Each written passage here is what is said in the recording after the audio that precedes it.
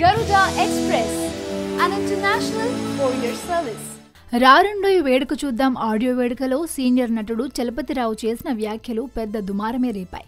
ఇప్పటికే ఆయనపై జూబ్లీహిల్స్ పోలీస్ స్టేషన్లో కేసు కూడా నమోదైంది. చలపతిరావును కఠినంగా శిక్షించాలి, లేదంటే పెద్ద ఉద్యమం చేస్తామని మహిళా సంఘాలు డిమాండ్ చేస్తున్నాయి. యాంకర్ రవిని అయితే కనపడితే కాళ్లు విరక్కొడతాం అని కాస్త గట్టిగానే హెచ్చరించారు. పెద్ద వ్యక్తి అయిన చలపతిరావు ఇలా మాట్లాడడం వలన యువతపై ప్రభావం చూపుతుందని, ఏదైనా మాట్లాడేటప్పుడు ఆలోచించి మాట్లాడాలని, లేదంటే ఎలా బుద్ధి చెప్పాలో మాకు తెలుసంటూ మహిళా సంఘాలు గట్టిగా వార్నింగ్ ఇచ్చాయి.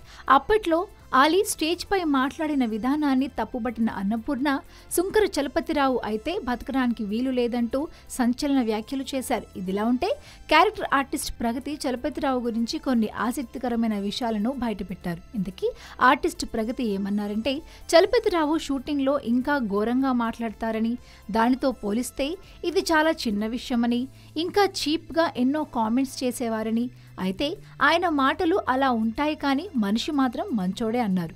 అంతేకాకుండా చలపతిరావుతో తనకు ఇలాంటి ఎక్స్పీరియన్సెస్ ఏమీ లేవు, కానీ తన కళ్ళ ముందే వేరే ఆడవాళ్లతో ఇలా మాట్లాడడం చూశానని, దానికి ఏమీ చేయలేకపోయినందుకు సిగ్గుపడుతున్నాను అని ప్రగతి చెప్పారు. అయితే ఎప్పటినుంచో పరిశ్రమలో ఉన్న చలపతిరావు ఎప్పుడూ ఇలాంటి విమర్శలు ఎదుర్కోలేదు. అమ్మాయిలపై చేసిన వ్యాఖ్యలతో అందరూ ఆయన్ని దుమ్మెత్తిపోస్తున్నారు.